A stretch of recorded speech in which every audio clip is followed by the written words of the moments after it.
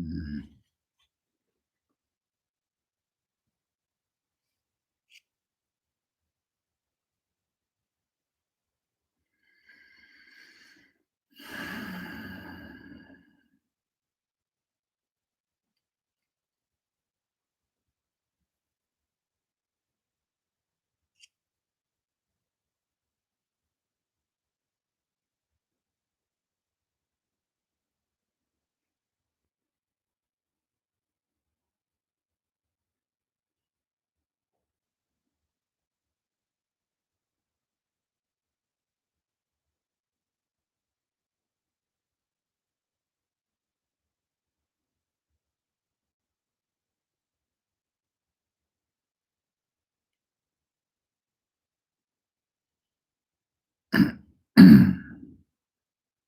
Huh.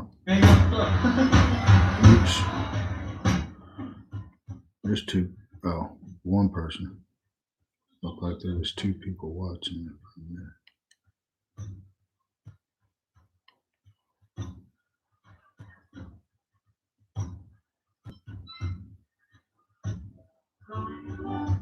I'm looking for some music I wasn't gonna get dinged with. There've been like a handful of videos that apparently can't be monetized because of copyright stuff, music playing in the background, basically. So I put some of my own music on.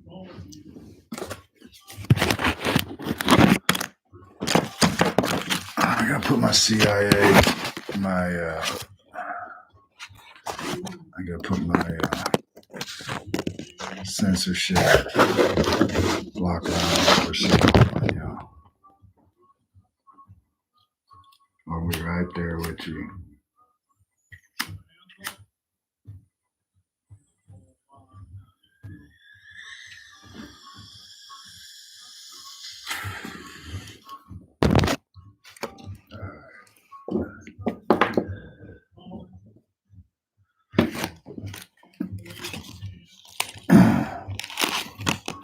I don't know what. I don't know what I'm doing on here. Had stuff going through my head all day. I've been wanting to share and talk about, but I always feel like nobody really wants to hear it. Whatever. I should just say it anyway.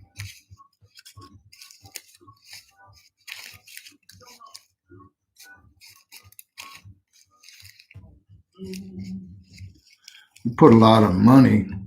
We put a lot of money into healthcare. It don't do us no good. Let's say I had like 5,000 people on here watching this live at the moment, and as soon as I said that, I would have lost half of them.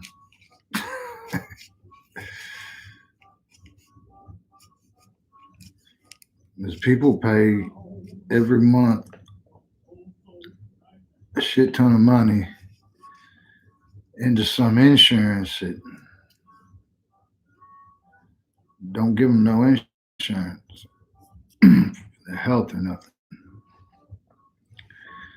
I mean, I get it. It's all a system. The insurance gives you it's insurance that your health bills are going to be paid for, that your good health can be paid for. Thing is, it's like the only thing we really ever had to pay for good health was our time, our effort, and our inner fucking G.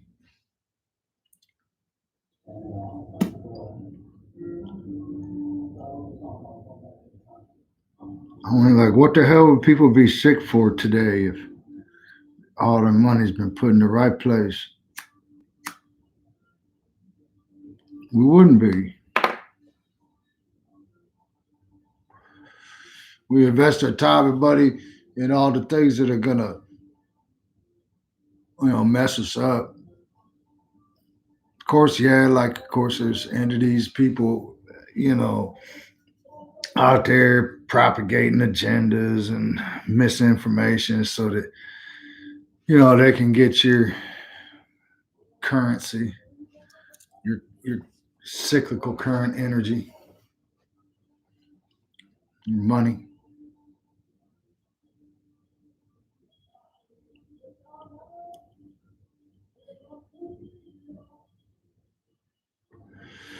I don't know. I get my point.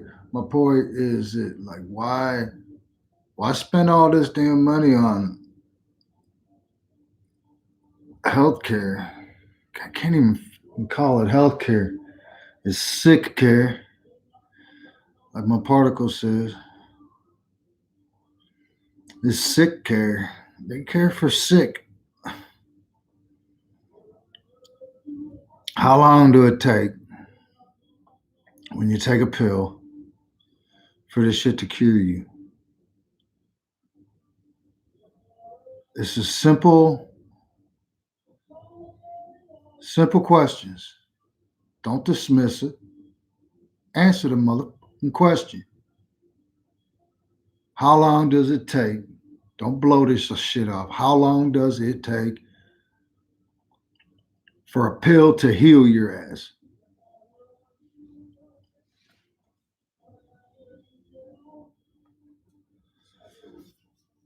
I mean, it don't happen right now, not instantly.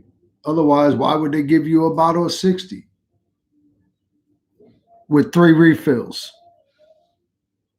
knowing you're going to come back and get more? I had blood pressure spike when I was 33 years old, and it should knock me out, put me down. It was fierce. I just, my headaches were, my head, it was nuts. I was like, somebody finally convinced me to go to the emergency room. I go to the emergency room, triage, they do my vitals, set me to the side. A while later, they bring me down this hallway and sit me in this chair. And it's a crowded hospital. It's a county. And they set me on this bench in this hallway. There's a bunch of other people up and down the hallway sitting there waiting on some doctor to come see them.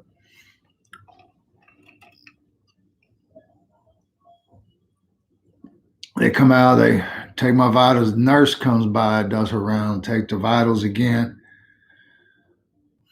An hour later, a doctor shows up and he's looking at my chart, blah, blah, blah, blah. And he says, "You got high blood pressure, son."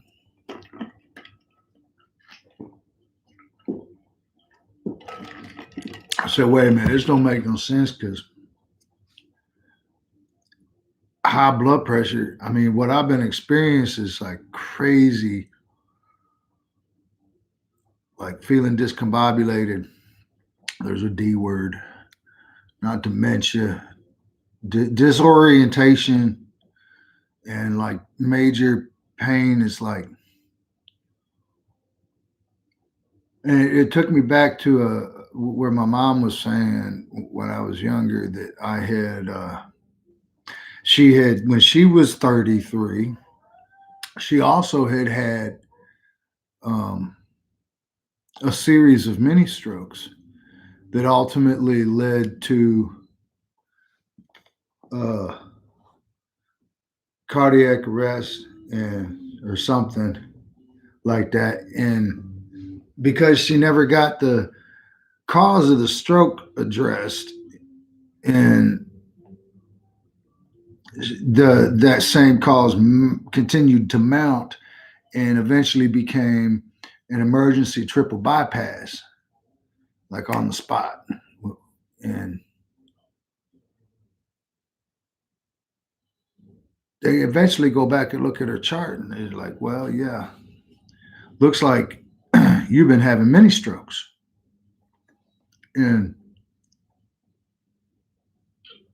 of course, like at the time, it was like, yeah, well, been having many strokes. Okay, so why did how come that was never looked at, taken care of? Well, because her insurance wasn't covering the procedure, or she didn't have insurance. That's what it was. She didn't have no medical insurance, so they weren't going to dig any deeper, so they just ran her out the hospital. I mean, she was 33, so that'd been like 40 years ago. They did that. This happened, and I guess, yeah. Anyway, um, but the point is not about the insurance. The point is that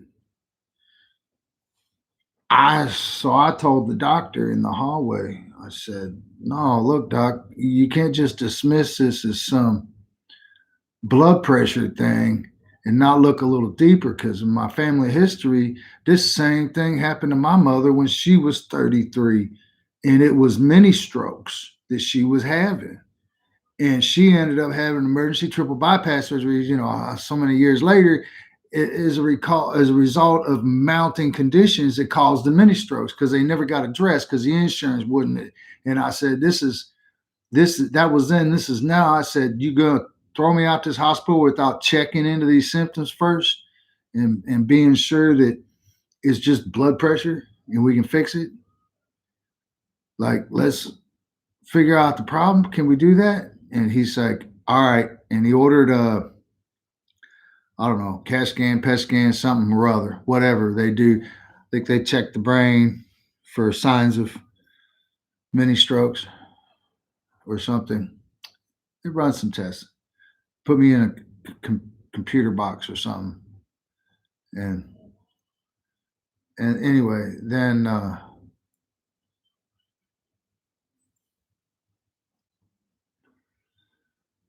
so it comes back, a few hours later, still sitting on that bench in the hallway. And doctor comes back with his clipboard again and starts writing me out a prescription. And he starts to tell me, you're going to take one of these a day. I'm going to put you some refills in here, but you'll be having to get more refills after this and blah, blah, blah. And I'm like, wait a minute, what are you prescribing to me? Oops. I said, what are you prescribing to me? He said, well, blah, blah. And I said, well, what is blah, blah? He said, it's blood pressure medicine. I said, oh, okay. So this is going to fix my blood pressure? And he said, yeah, it'll regulate it. If your blood pressure, it'll keep your blood pressure from getting too high. And I said, okay, so wait a minute. I didn't have these symptoms before. So is this something new, the blood pressure, or is this just part of who I am? He said, well, if you hadn't been having the symptoms, and he went on to list a handful more symptoms, asked me if I've been experiencing any history of them. And I'm like, no, no, no, no, no. Well, yeah, sometimes. No, no, no. Yeah, sometimes. No, no, no. Oh, not lately. A couple times when I was a kid, maybe. And, no, no, no, no symptoms, no symptoms. And he's like, okay, so no, you don't really have a history of high blood pressure. This is just something that's been developed probably in your adult life. So, all right, so how do I fix it? He said, well, you just take this pill. I'm going to write you this prescription. Let me get back. No, wait a minute. What am I, how long am I going to have to take this pill for? Well, you'll take it probably, hopefully, just once a day. Okay, but how many days? Well, how many days you got left? Like the rest of my life? Oh yeah. Wait a minute. Nah, hold on. Don't write me no prescription I ain't gonna take. So wait a minute, you got to take it. You're a young man. You got high blood pressure. It's pretty extreme. It's serious. You have to take it. Okay, so here's the thing. If I didn't have high blood pressure before, but I got it now, that means something caused my high blood pressure. So what's the cause of the high blood pressure? I'll just fix that because we can heal. I mean, we can heal ourselves. I don't have to have a medicine to keep me alive the rest of my life. I can fix what I did wrong. So he's he says, well, you really got to take it. He argues with me and argues with me. And finally, I I got him to finally, eventually, fess up and tell me, what causes a high blood pressure. And the two main things was like stress and salt. He said people eat too much salt. Everything is dripped in salt nowadays. People eat too much salt and it raises their blood pressure, dehydrates them, blah, blah, blah.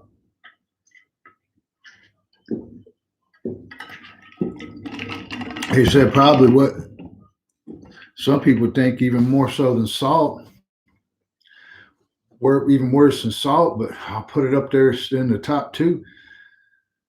He says is stress. Says whatever kind of stress you got, you gotta quit. You gotta quit stressing about stuff. You gotta get over it. I'm like, all right. What else? He says, well, those really two the main things. That's about it. Stress and too much salt. So I'd really work on the stress. It's like, okay.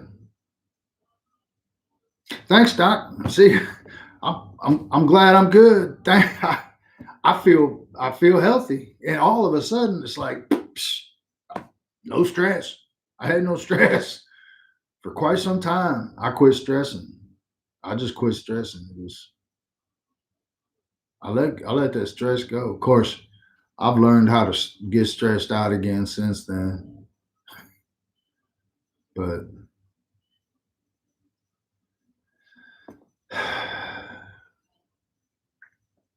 I'm not stressing. My salt intake it's not regulated really, but I'm mindful of it and I'm fine.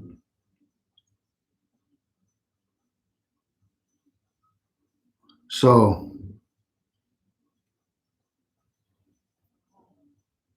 we don't they're trying to they was trying to care for the sick. They put me on this medicine. They weren't even trying to tell me how I could fix the problem. They just wanted me to take the pill. They wanted me to keep coming back, get rid of the prescription for the pill. Doctor gets paid every time he writes a prescription. Why do you think doctor's handwriting is so shitty?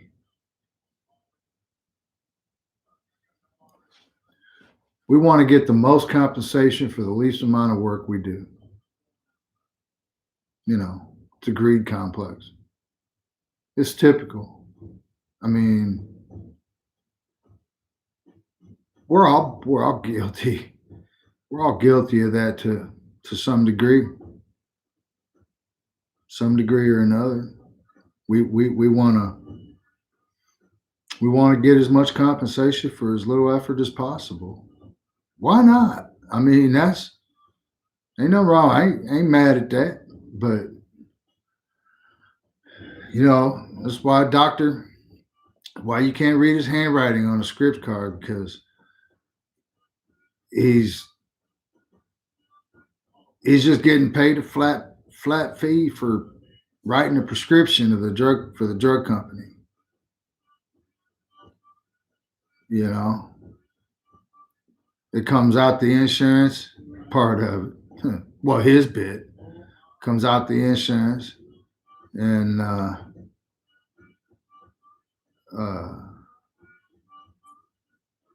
you pay for it with your insurance premium.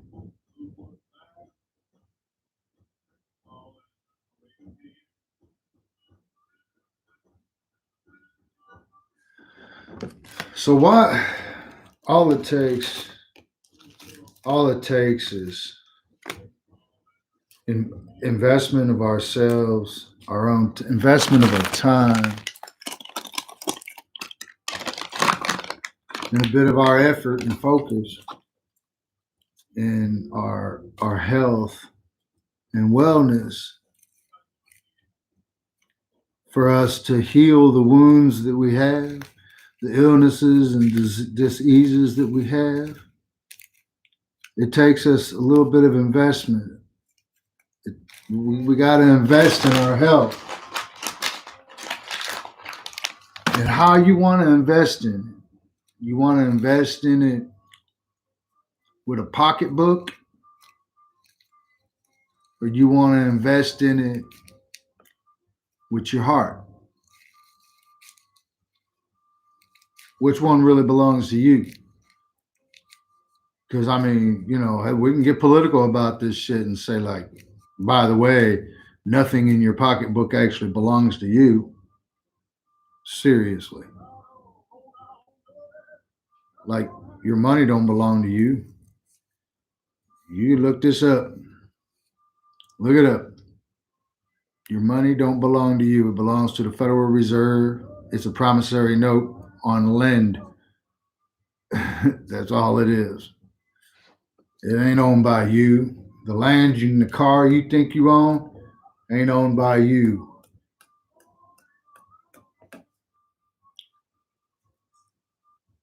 That's not conspiracy theory. That's not extremist thought. That's not woe is me thought. That's just, it's reality, you know, in this construct that we have living in society today. None of this shit belongs to us. The money and everything that came of it don't belong to us. It belongs to the people that created the money, the people that created the monetary system.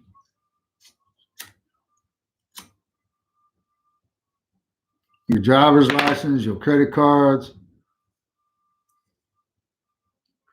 your concealed carry permit, your hunt and fishing license, all that shit's owned by the state, owned by the government. Your real estate, you pay taxes on that shit. You think them taxes ever end? So who you think really owns it?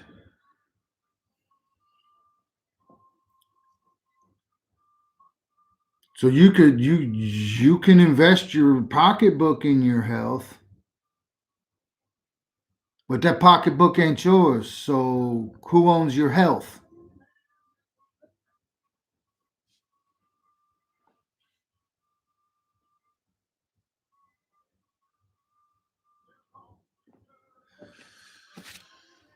I know what you do own.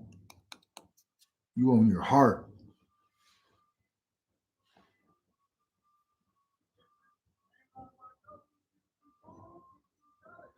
You own your heart. So you invest your heart in your health. Because by putting your fucking effort, your focus, your concentration, your energy, your thought, your emotion into your health and wellness, you fix your problems. You manifest health and wellness from the inside out.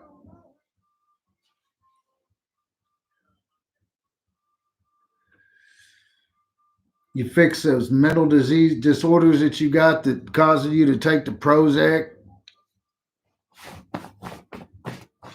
whatever it is you're on, the Valium, bars, alcohol, whatever. You can fix your mental. You can fix your emotional. It's got you all stuck on the SSRIs.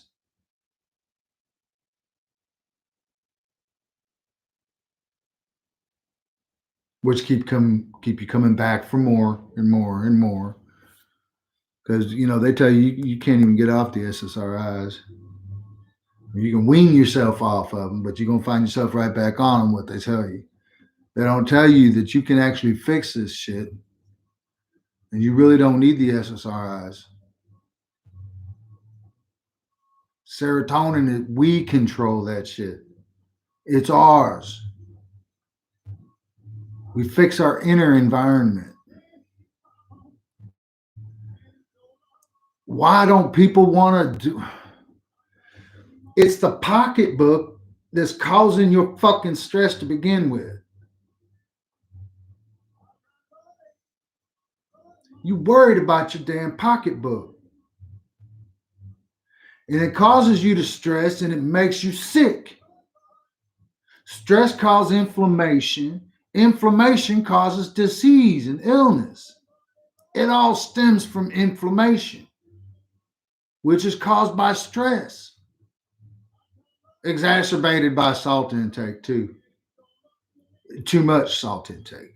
We're supposed to have salt, but not everything's supposed to be cured in salt like it is, or stored in salt and shit. But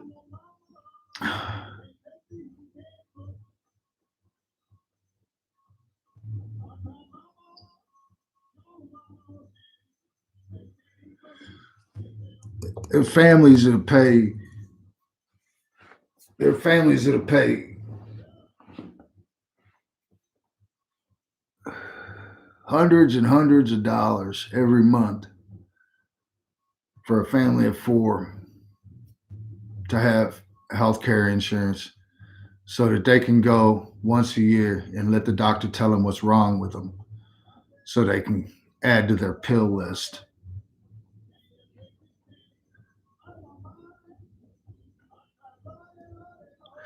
They got deductibles and copays.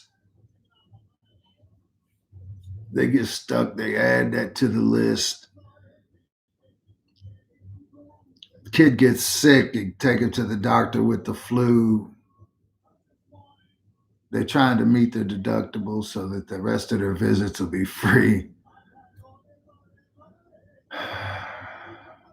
Doctor writes them a prescription for the flu that hurts them even further because there's always some kind of antibiotic that kills our own microbiome that protects us.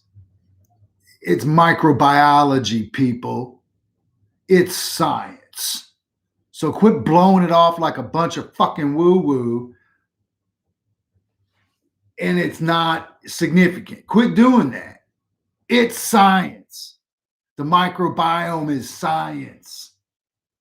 And the antibiotics kill you. They knock out your whole microbiome, and now you have no immune system. Because your microbiome is your immune system. Starts with your tonsils. They didn't think they knew what tonsils were for. It's the first warning flag to the rest of your body, the rest of your system. This is what's on its way in. We're either going to reject it or we're going to accept it. Send it through the chute or let that stuff come in. And keep it guarded while you're sending it through the chute. All right?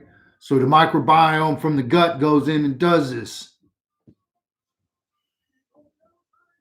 And it starts with information received by the tonsils, transmitted up to the brain and out to the senses in the rest of the microbiome in the gut.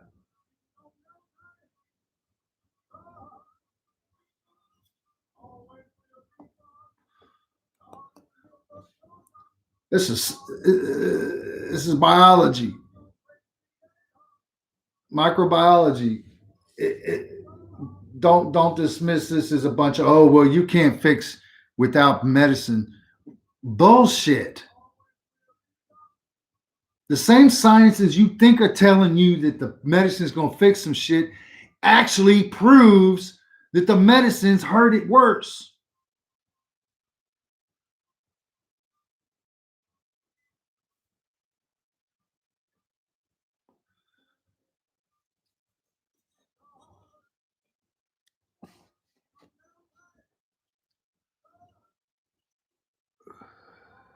So there's my fire energy coming out. Got my Yankee hanging out. Um,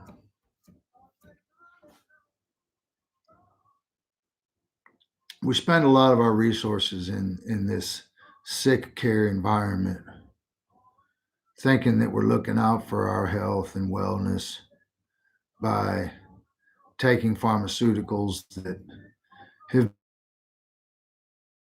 been proven by itself actually do more harm than good. Now, look, you break a leg, like my man Bruce, uh,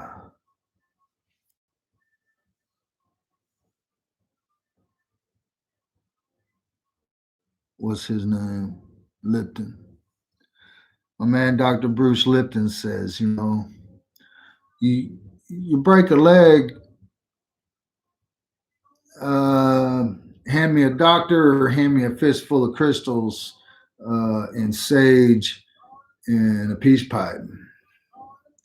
Okay, well, look, I want the crystals, the sage, and the peace pipe. I'm gonna need them here in a minute, but hey, give me the doctor for now, will you? I need somebody to set this bone and you know put it back where it goes, and then I'll take care of the healing. Thank you. I don't need no prescriptions at that point. I'll handle the pain. I'll handle the healing. Whatever bruising there is, I'll take care of all that. Thanks. Um, don't don't dismiss the medical industry, the medical field,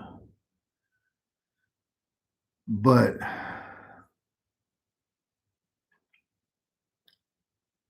discern the difference between the value of the medical approach and the value of the holistic approach. Holistic, it's holistic. I know that's not how they spell it. They misspell that shit because it's characterized as being whole, complete. Apply yourself completely, and you can heal whatever ails you. But we put all these resources into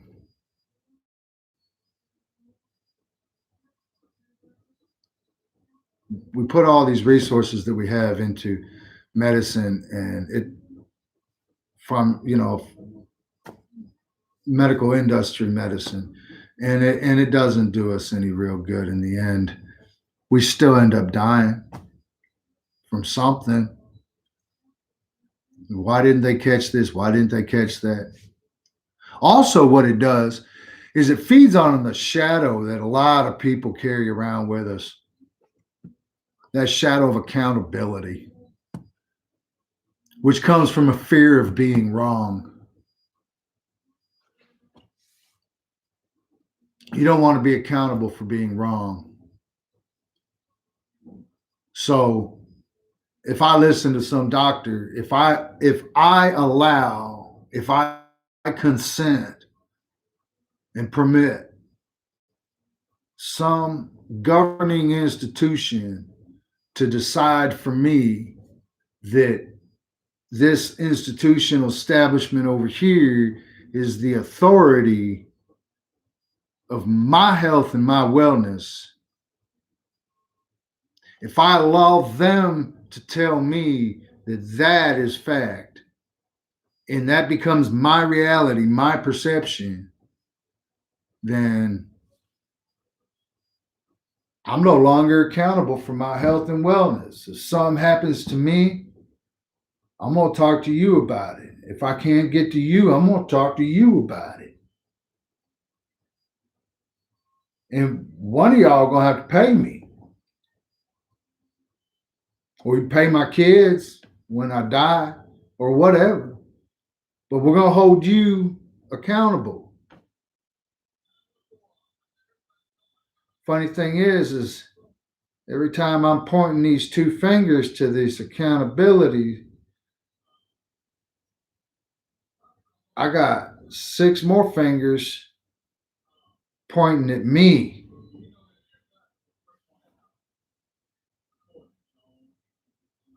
Thank you, particle.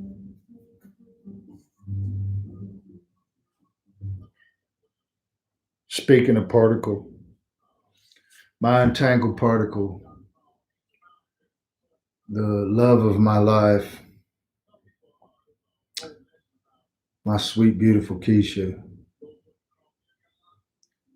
She she's got this issue.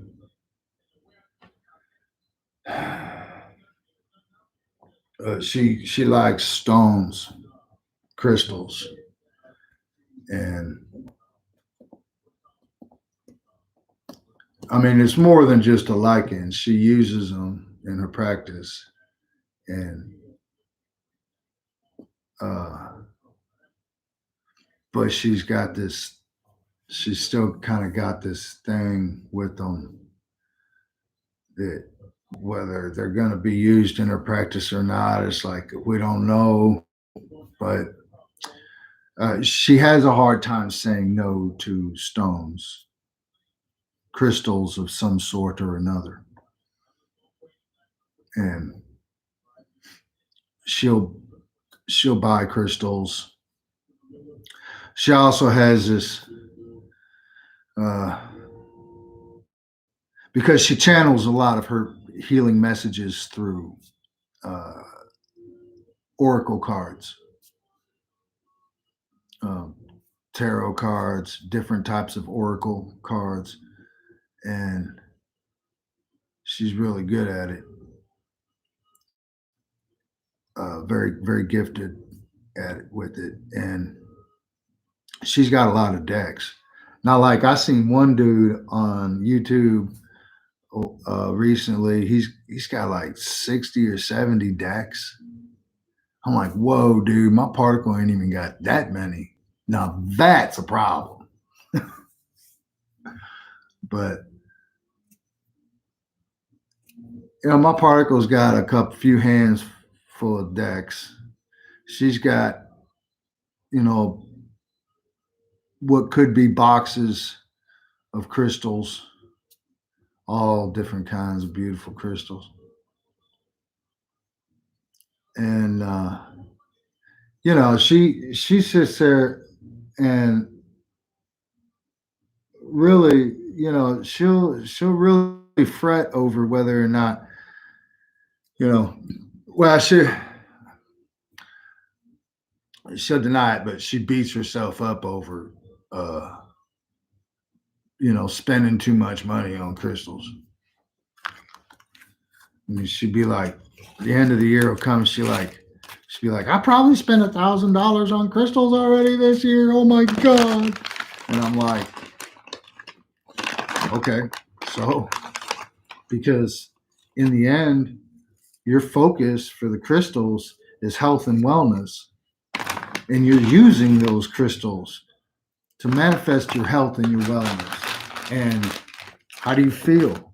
Oh, your back's a little sore? Yeah, well, we are 40 and we are in our 40s, and we're kind of going through some changes and learning how, the shit continues to work. And yeah, some of that's going to be experienced with, a little bit of discomforts, back pain, a little bit of hip pain, whatever. But it's like we're not dying. And but the health and wellness, like the inside of your body, how do you feel? I mean, you think you're sick in any kind? Well, oh no, I'm not sick at all. I feel fine. of course. So you're doing something right, you know. You're living your life right. Oh well, I eat this and I eat that. Yeah, but you're still mindfully focused on what you're eating, nonetheless. And eating's a hell of a lot better than it ever was. And so you spend a little bit of money on eating healthier, spend a significant amount of money, on your the things that put you in a place where you can focus, that help you to focus on your own health and your wellness. If stones is something that puts you in a position where you can focus on your health and wellness, then get stones. If it's cards, get decks of cards. If it's, shit that you burn, get shit that you burn. If it's stuff that you pray to, get it. If it's stuff you pray with, get it. If it's things that are going to help you, assist you with your meditation, get it. Buy it. Spend the money. Buy that shit. Because if you don't, you're going to end up giving that money to the doctor anyway. So what do you want? You want health and wellness from the doctor? Some third party outside source? Or do you want it from yourself where it really belongs? It's your heart. It's your brain. It's your body. Doctor can't tell you what to do with it.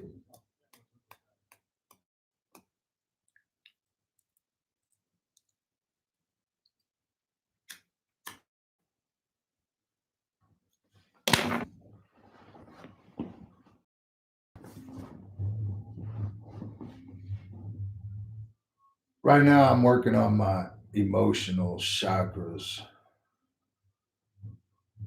my solar plexus, my sacral chakra, and my throat chakra.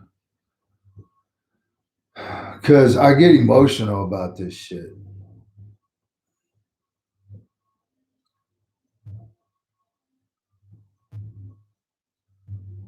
So I see the chakras as generally resonating with one or more of the three personal manifestations that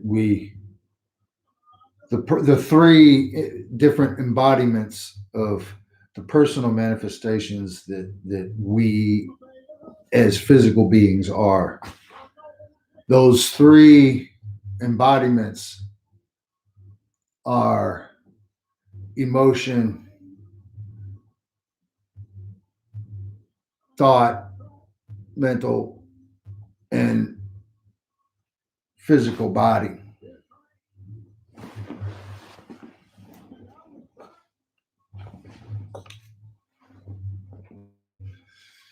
And the heart, of course, is the center of all that. The heart brings information. The heart delivers information to the body. Now, in the past, we thought um, that we think, therefore we are. And that sounds like a beautiful poetic statement. But that's as far as that one can go. Because where does the thought come from? With all the sciences that we have, we continue to expand deeper and deeper and deeper into the microcosm and expand farther and farther and farther out into the macrocosm. And every time we get one step further, we're left standing on the edge, gazing out, looking for what's next, because we know there's got to be something else bigger out there. Same thing when we go deeper and deeper and deeper. we keep uncovering smaller and smaller and smaller and smaller and smaller manifestations of existence.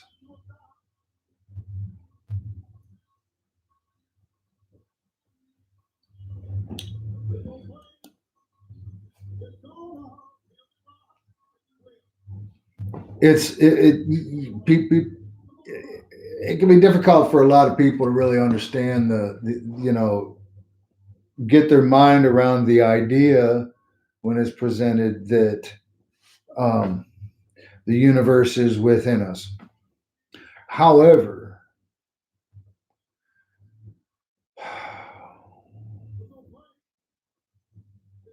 when when we look at the most current up to date sciences,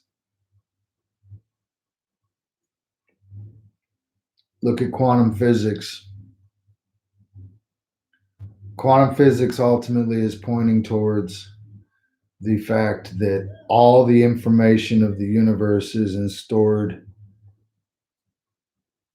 in one plunk of an infinite number of plunks in an atom,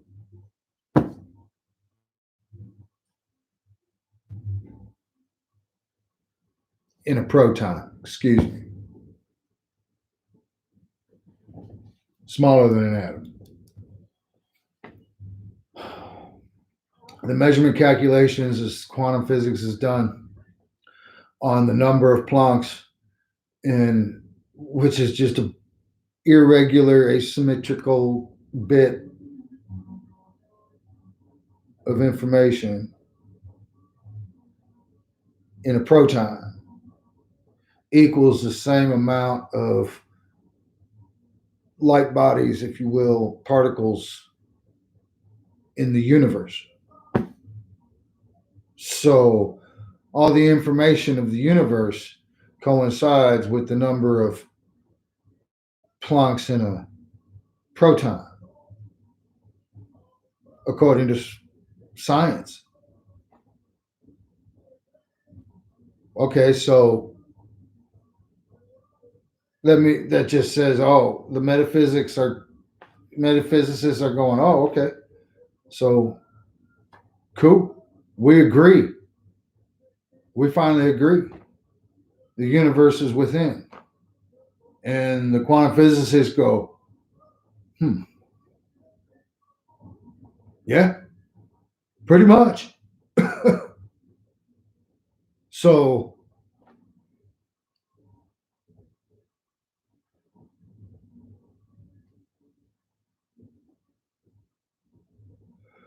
why would the pharmaceutical companies even want to address that? They shy away from quantum mechanics and quantum physics, especially because even they avoid the subject of it because quantum physics is only going to show is only going to prove to the rest of the world that the pharmaceutical industry is just a money making currency feeding off the sickness of humanity. And so they put all their products in all the foods, and all the foods promotes more stress on our inner environments, create more illnesses and more demand for more medicine. Fuck. I'm okay. I'm gonna quit focusing on big pharma. It's whatever. But they could do what they doing. The people that want to fall in, let them fall in with them. Uh, People who want to think for themselves, maybe they'll come across this video and be like, gee, thought of that. No, that's okay. Maybe I'll go and study up on this and put my focus on my own health and wellness. Good idea. And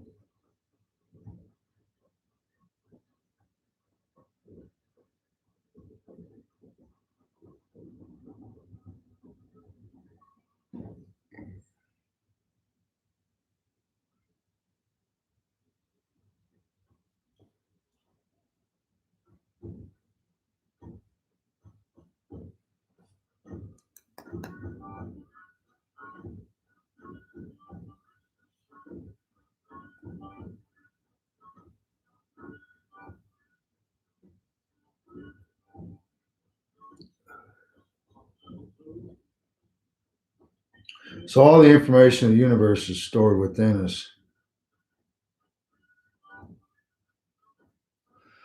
We've got a really cool construct within us that allows us to actually be able to manifest even instantly if we want it, if we want it bad enough.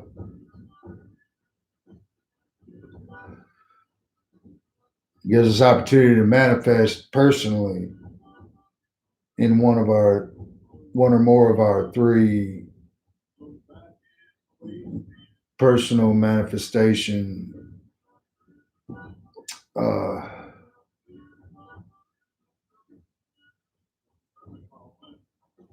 categories, whatever the hell I called it. And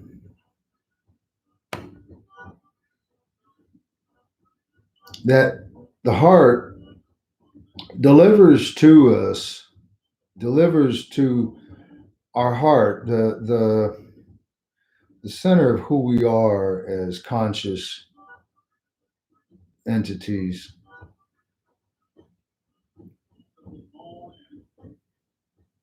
What makes up our conscious is interesting as all get out, like a whole nother subject too. But the heart takes this information and it feeds it to us. We feed it. We as our heart take this information. Let me back up and just like realign this whole mess. What we think is our subconscious is that part of ourself that comes awake when we're asleep, dreaming. That part of ourself that is residing kind of third party at a reserved distance, observing our conscious self. And it gives us ideas. It gives us, we think we're being fed into our brain these subconscious ideas. And it's like, okay, but where's this subconscious and what drives it? What runs it? And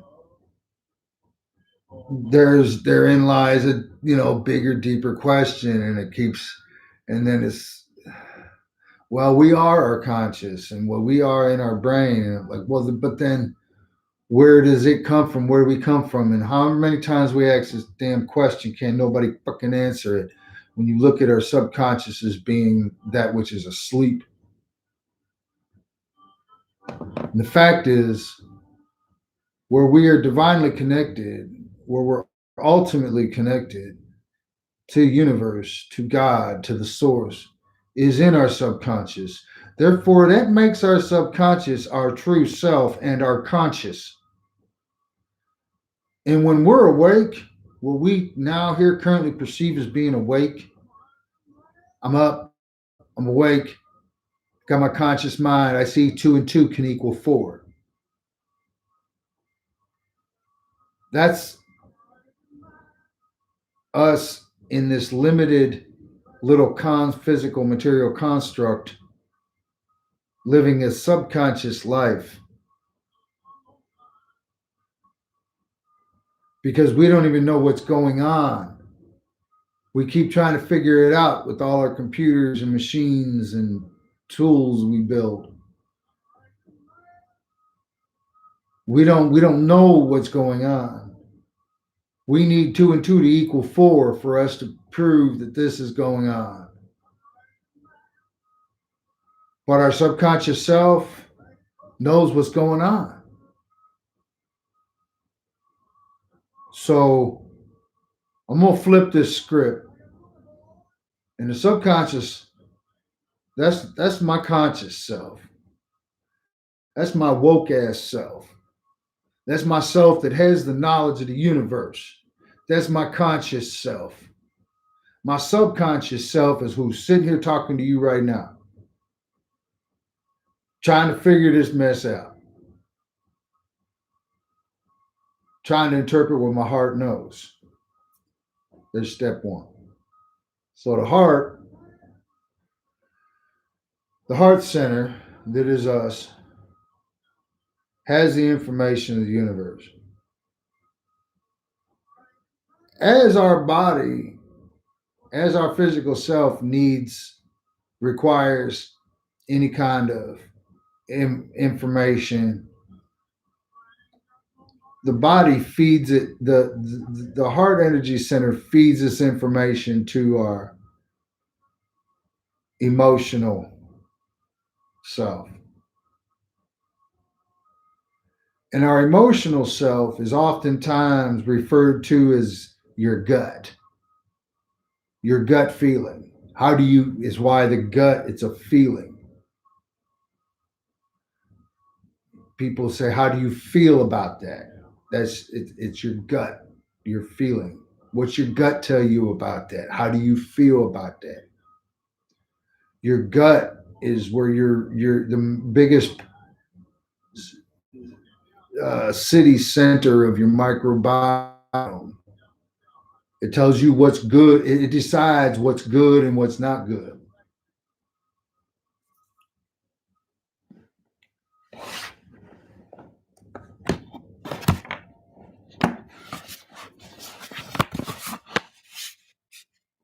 So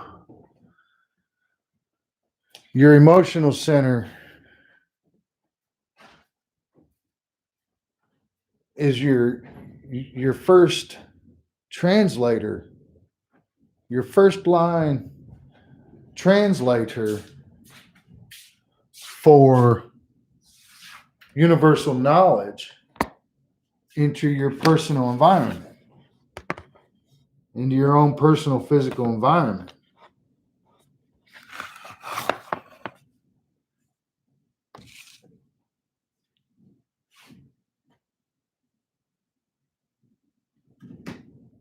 That's why somebody will come into your space and they'll be like making you feel some kind of way.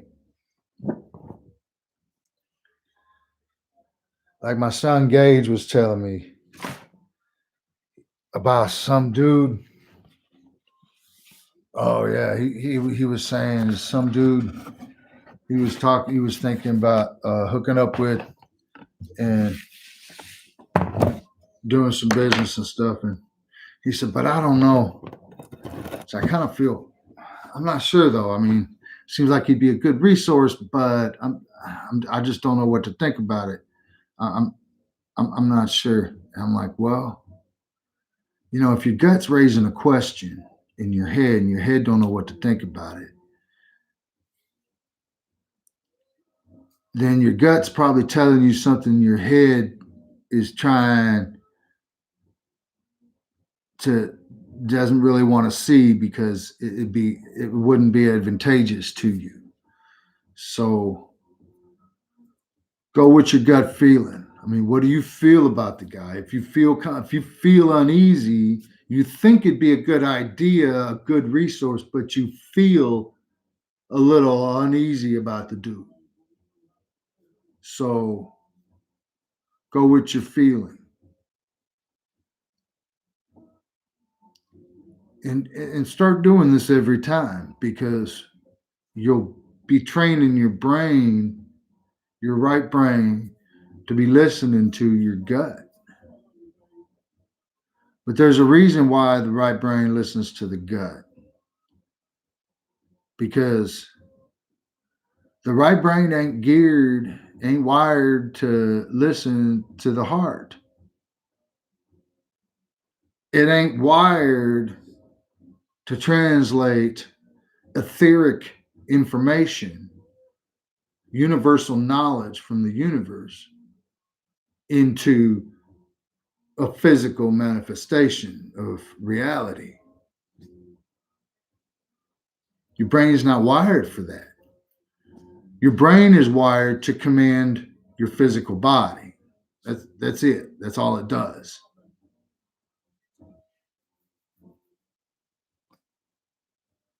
Your gut, your emotions is the translator. It's in touch with the etheric realm, your conscious self.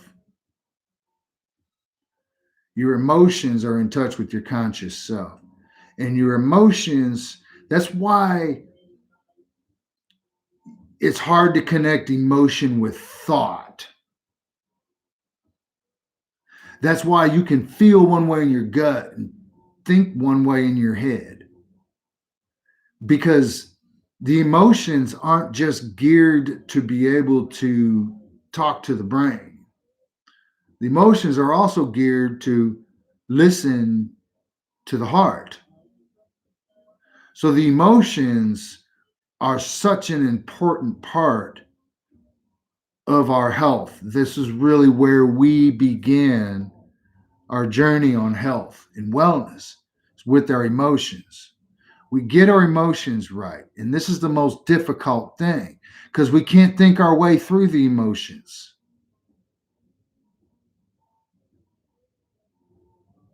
And we're so used to using our brains to think our way through everything, especially when we calculating what medicine to take and when.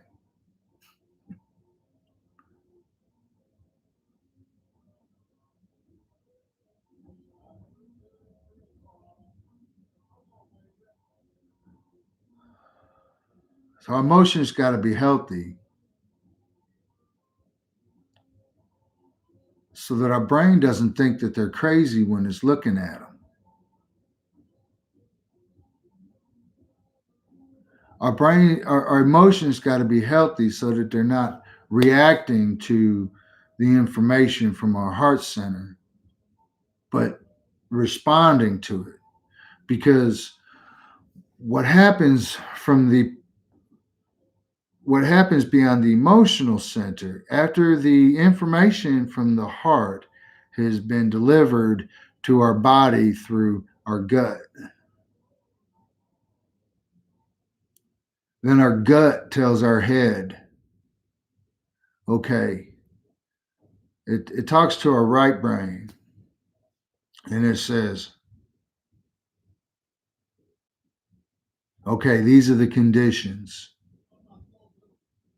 These are the conditions, and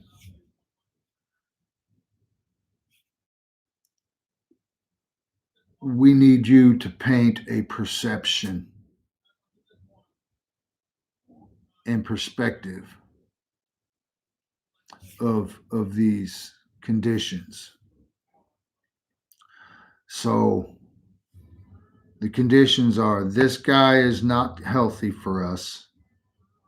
This activity is what we want to do. This hmm, see, how do we spell this out?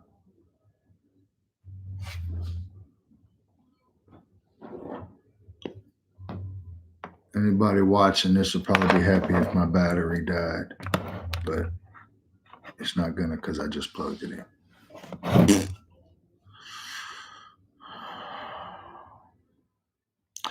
The emotions are gonna tell the brain what conditions we're experiencing at the moment, and it's going to tell the right brain what conditions we want to achieve for optimum health and wellness in our environment, our inner environment. So it tells the right brain to paint a picture of this. It tells it to paint a picture of what this is going to look like. And the right brain creates this picture. It is the creative translator, basically creates a perspective. So the emotions basically perceive the information, the universal information that comes to our subconscious, into from the heart energy center that is the etherical connection. So it feeds it to the emotions that it has an etherical connection, and the emotions create a perception of those conditions, of that information into conditions. They take the information, the emotion takes the information, creates a perception in a condition, feeds that perception up to the right brain. The right brain takes that information, takes that perception that's been translated from universal information into physical information through the emotions, and translates it further, creating a picture, a perspective of these perceptions, creates a picture, delivers that picture then to the left brain. And the left brain looks at that picture and figures out how to build it.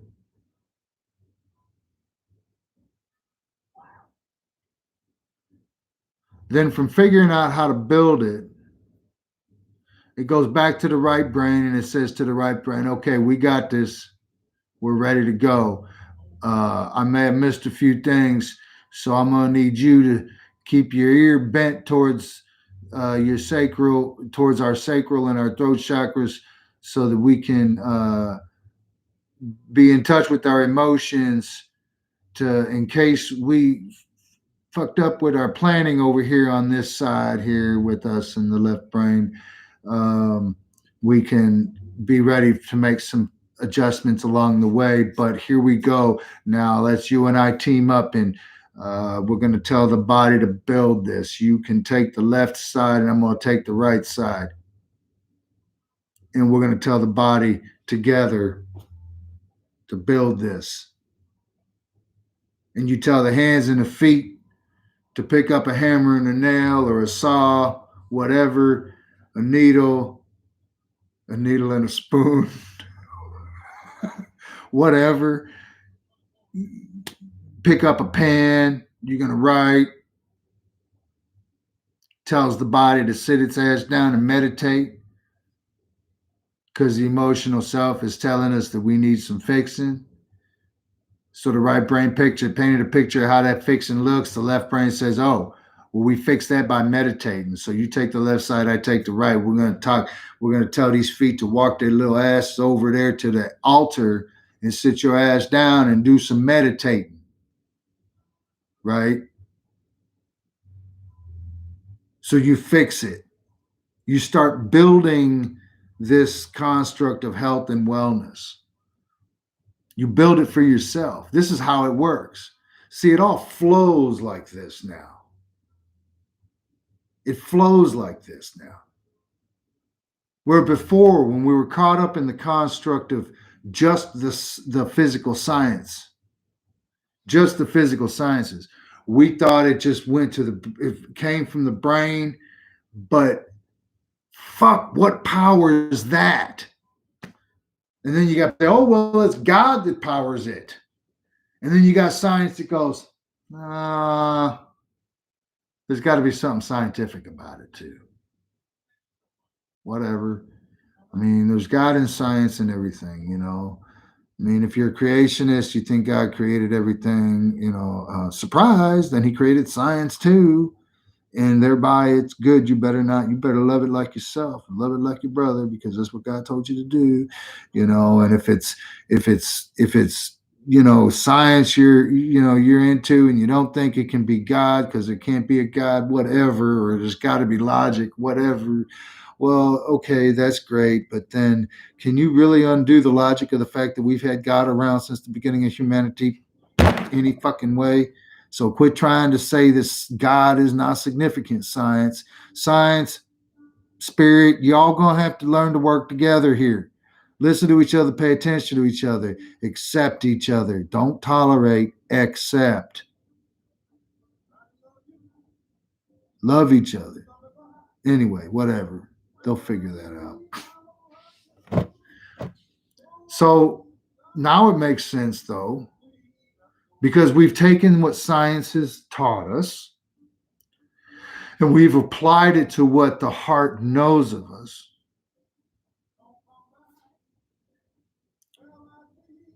The vibrations, the frequencies came into my heart. They fed my gut with the feelings of what was true or what was pointless.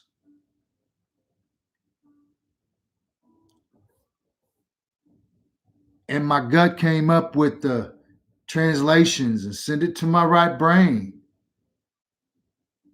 My right brain painted the picture and told it to my left brain. And my left brain said, okay, we're going to adjust our subconscious perceptions now because it ain't the same as what they were teaching us in school, that our subconscious is actually our conscious and our conscious is subconscious.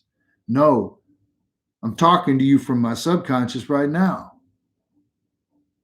When I go to sleep, I'm going to return to my conscious self and I'm going to rest from all this playing that I'm doing here in the subconscious of reality.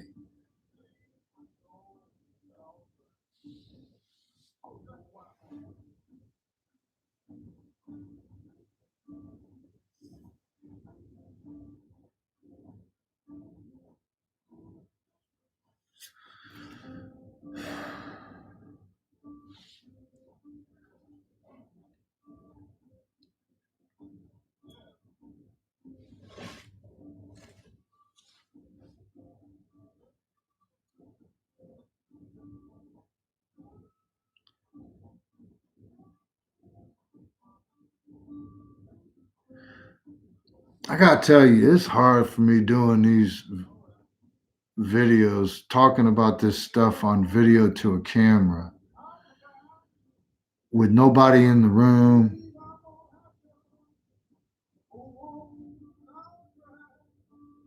It says there's one person viewing. I don't know if that person is me or if it's somebody else. Either way, I imagine if it's somebody else, they just turned it on and they're viewing it and hadn't turned it off yet because they're trying to support the channel or something. So it's appreciated, but recognized discernment. You know,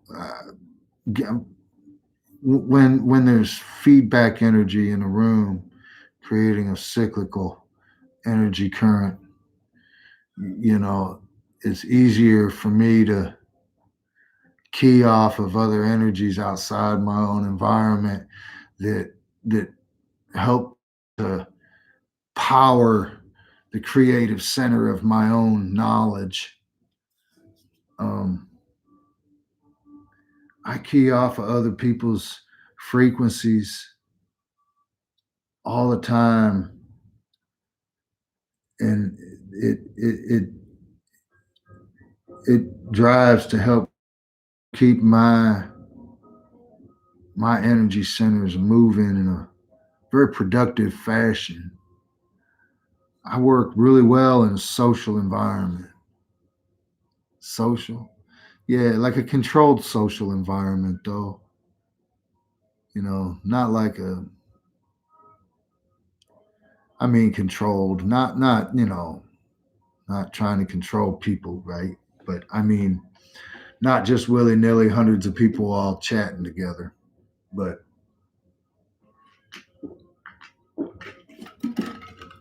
God, I would love to have an opportunity to hone my skills of being in a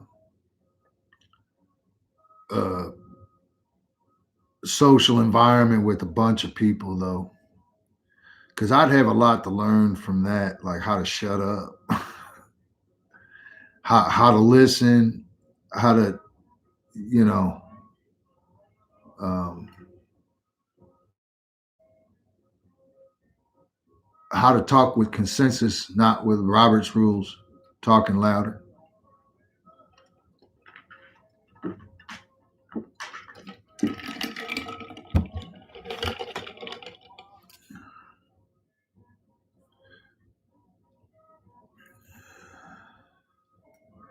Ain't got no feedback on none of these videos yet or on this channel. And nobody said anything to me about it, so I don't know if, if people are, yeah, who knows? Who cares? Honestly, I mean, it ain't for them, it's for me. Thing is I sit here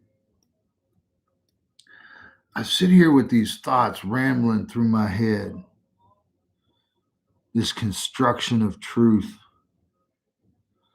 this organizing of the knowledge, this knowledge, these frequencies come in through my heart and they make me feel some kind of way. And my brain paints this picture of that feeling.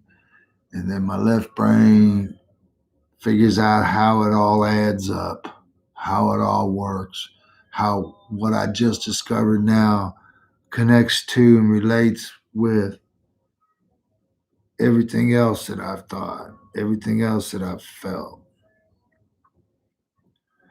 And my body just goes a million mile an hour on the inside, figuring all this mess out and appreciating the beauty of it along the way, feeding back into that emotional energy, feeding back into it, and then letting it continue to feed my mental energy more. And then my mental energy looks at it and appreciates the beauty after the constructs of the logic and just loves it to death and continues to feed my emotion. My emotion being open and ready with an audience receives more and more and more information from my heart, universal information of knowledge and truth, and it goes to my gut, and my gut gets these more bundled up feelings and just unleashes them more to my head, and my head comes up with these more pictures of how it works and you know things moving around and things in harmony and things not in harmony yet in harmony. Paints these sometimes impressionistic in abstract pictures and feeds it to my left brain, and my left brain can still build it. My left brain can still build it, still makes sense of all of it, and builds my own outer perceptions thereby, and continues then to have an opportunity for the right brain to view it and view it with love and appreciation of the beauty and appreciation of the shadows and the ugly, with gratitude, continuing once again to feed the emotional center with more energy feedback. It's like being in a room talking with somebody else can be a lot easier than being in a room just talking with yourself. We feed off each other's energy like that.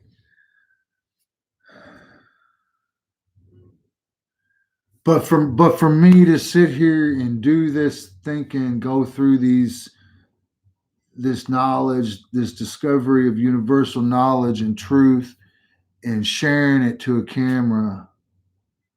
I mean, it's almost like my mouth can't speak quick enough, really, to get all the thoughts out, um, and to stay focused on the thoughts. When I'm when there's energy going cyclical between two people or amongst a group of people, um, then there's a rhythm that's created to that energy of discovery and of knowledge and truth, and you can kind of key into that rhythm and everything is cool. But it's like when I'm left to my own devices, it's like, man, my energy gets flying so quick. That rhythm is fast. I mean, fast. My mouth have a hard time keeping up with it.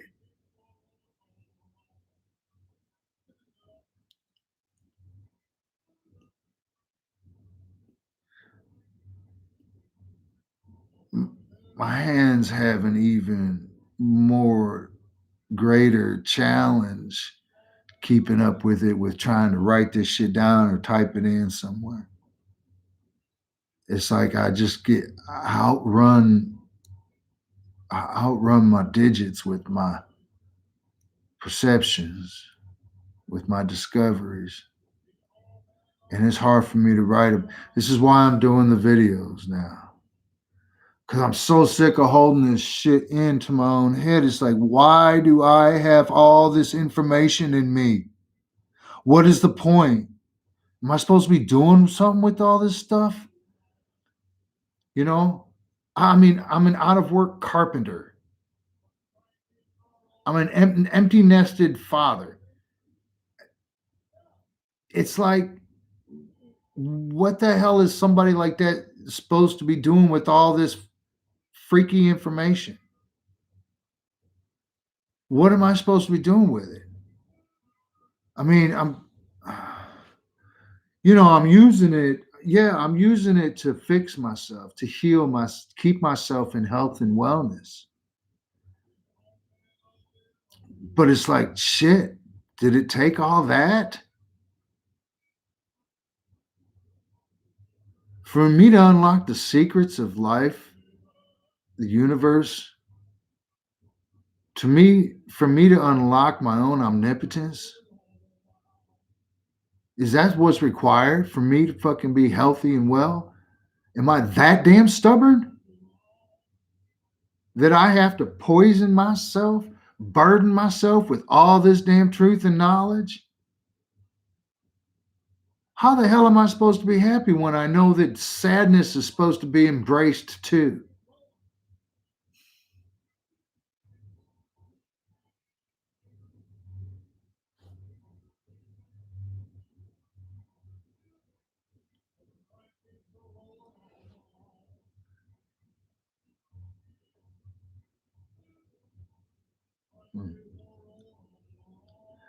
I mean, I feel like, well, I've got to express it. That's it. I have to express it. I have to express all this knowledge. It's like my heart center delivered it to me. My emotional self translated it. My right mental painted the picture, created the picture of it, painted it. My left mental figured out how to make it all work to build that picture. And my perceptions are being built today. My new perception of myself and the world is being constructed today with these blueprints.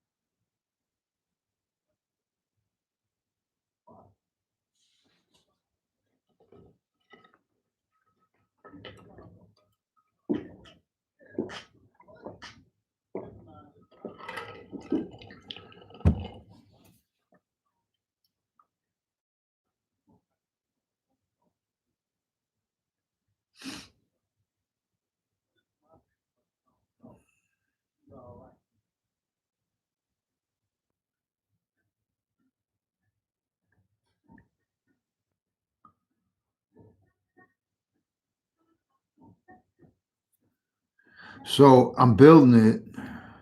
I'm building it with these perceptions.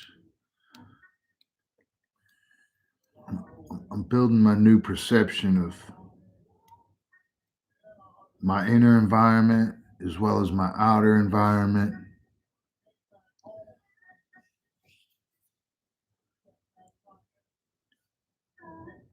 I don't know what more I'm supposed to do with it. I mean, I guess it just, I feel, my gut tells me, been telling me for years and years and years and years and God, years, that I should be expressing it, my knowledge.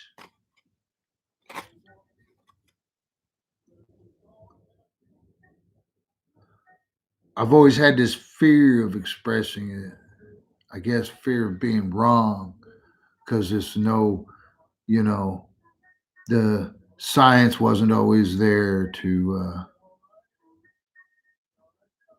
you know, the science wasn't always there to corroborate what my heart universal knowledge and truth was telling me is real. So there's a fear of just being wrong is why, what'll keep us sometimes from expressing outwardly what our knowledge is. And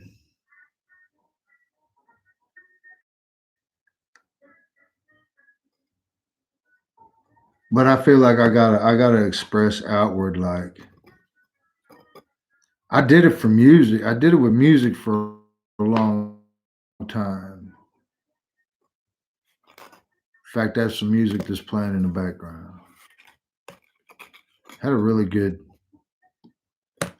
little independent little blues music career. It was it was a fun time. I miss it, but I don't know. I still think with music a lot, but it's like the creative spark. I don't know if it's just not there the way it was, but it's not producing. It's not producing. So that may not be the expression for me in this moment in life right now. Music. I'm writing. I'm doing a lot of writing, but it's all little bits of stuff here and little bits of stuff there, and I don't know how any of it would even be compiled into a freaking book. Shit all over the place. Little things.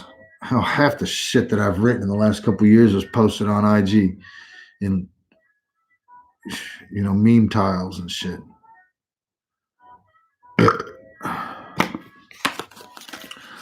So I don't know. I mean, I just feel like I need to get on here then on the YouTube. I mean, it's a platform we've been blessed with to get on here and express ourselves and share our own knowledge and truths. So why not use it? You know, it. Maybe this is how I'm supposed to learn to express myself because I've got to get over this need to be fed by energy in the room with other people around.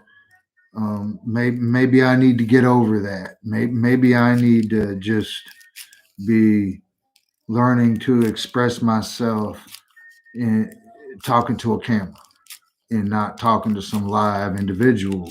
So there, I'll just be on this camera talking and learn how to express myself this way, right or wrong. I don't know. Does anybody ever really know? So that's why I'm on here, hour and 30 minutes, rambling on and on about all kinds of stuff. I don't know if I really even made any points, but I think from here, what I really ought to be doing is some kind of meditating.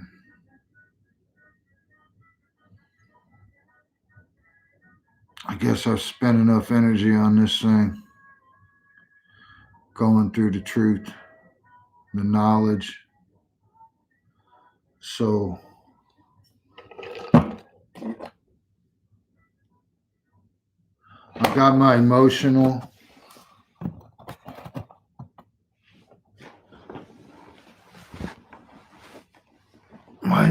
chakra that I want to, my emotional energy that I want to bring into good health and wellness.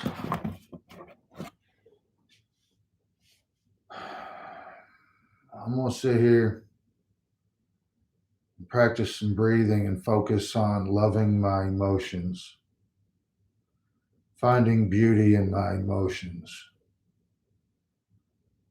I may even cry a little bit.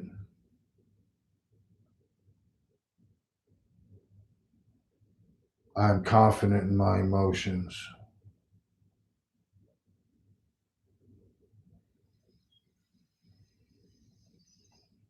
I'm a passionate person.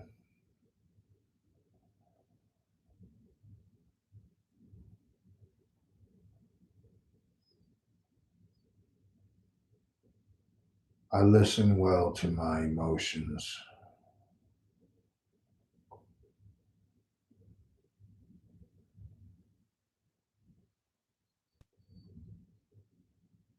My emotions can look very animated, and yet they are beautiful.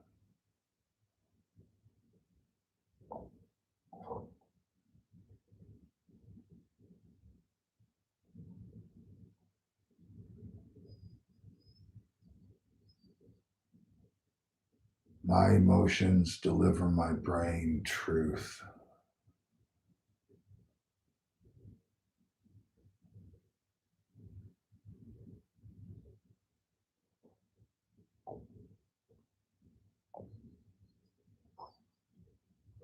My emotions are directly connected to my ethereal self.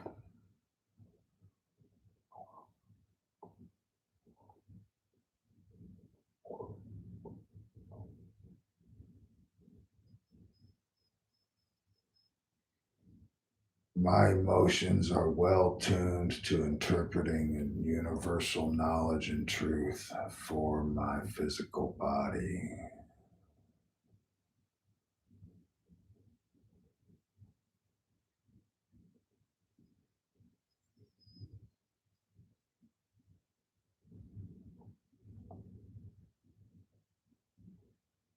I love my emotions.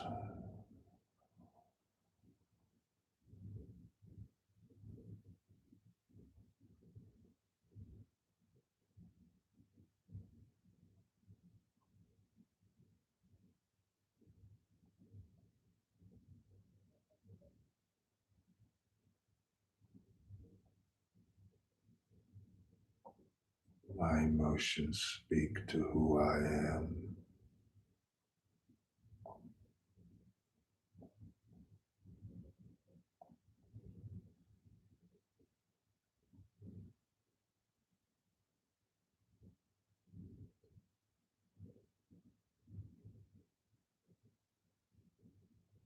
I am a profoundly creative person.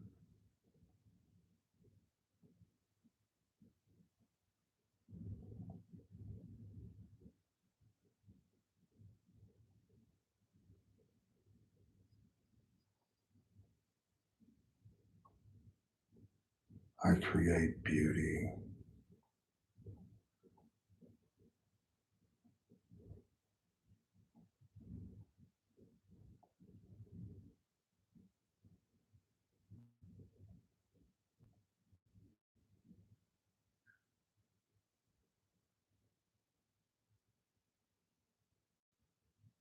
I create love.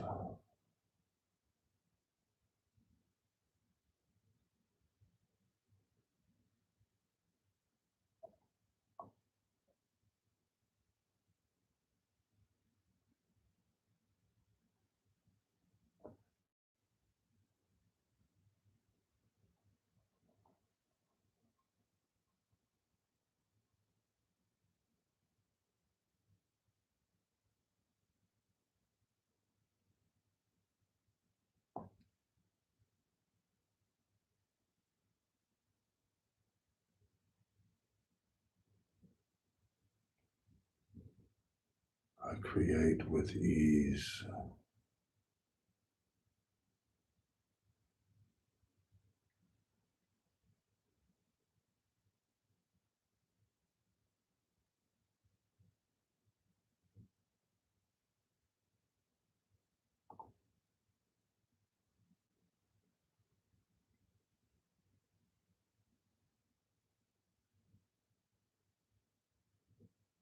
I speak with ease.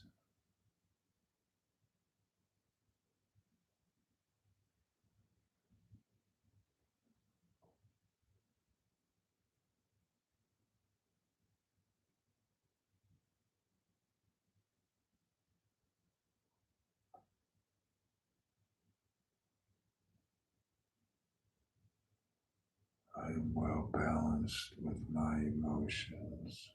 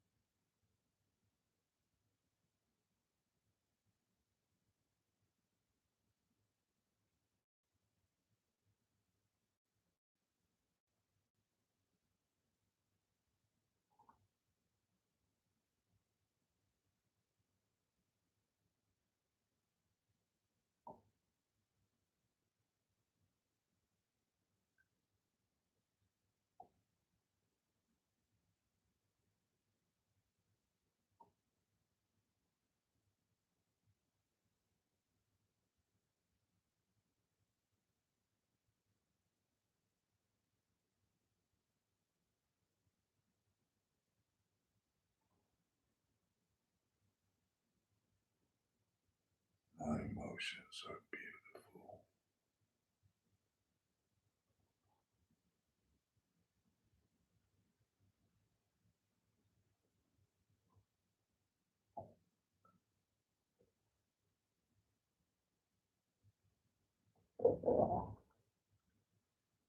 My emotions are healthy and well.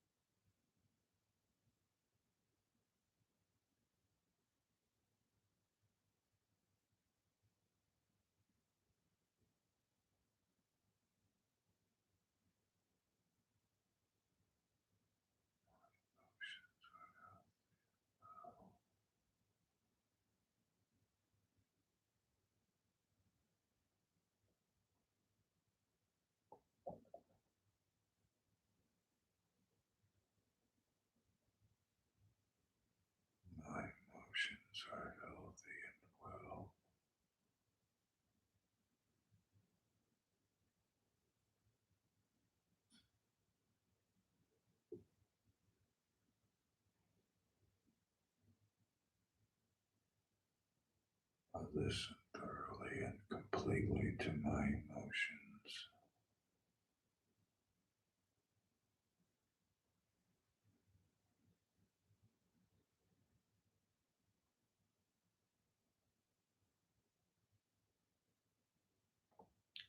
Listen well, thoroughly to my emotions.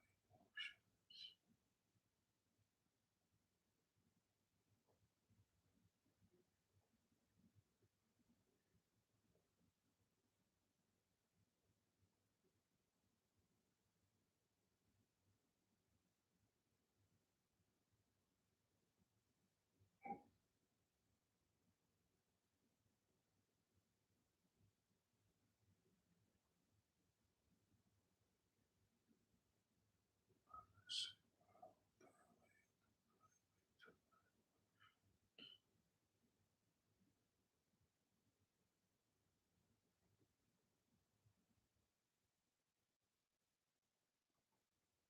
listen well, thoroughly and completely to my emotions.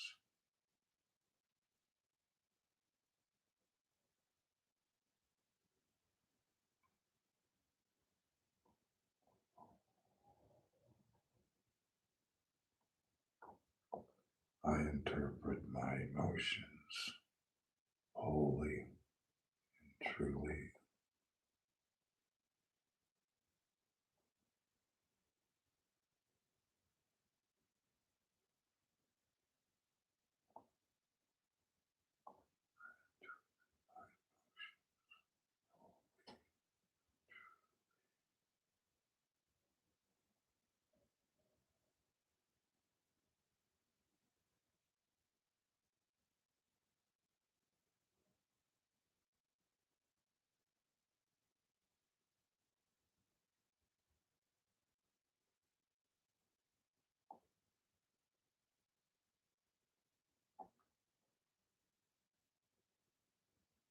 I interpret my emotions wholly and truly.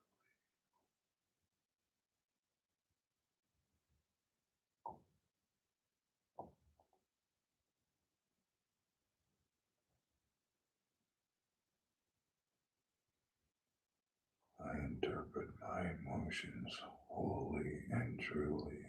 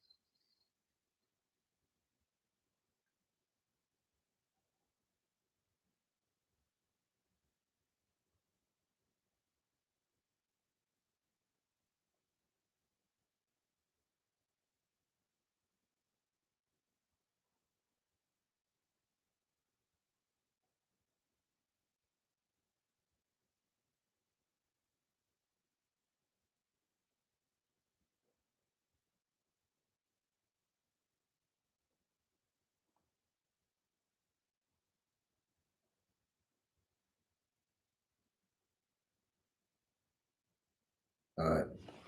Now, peace. Love.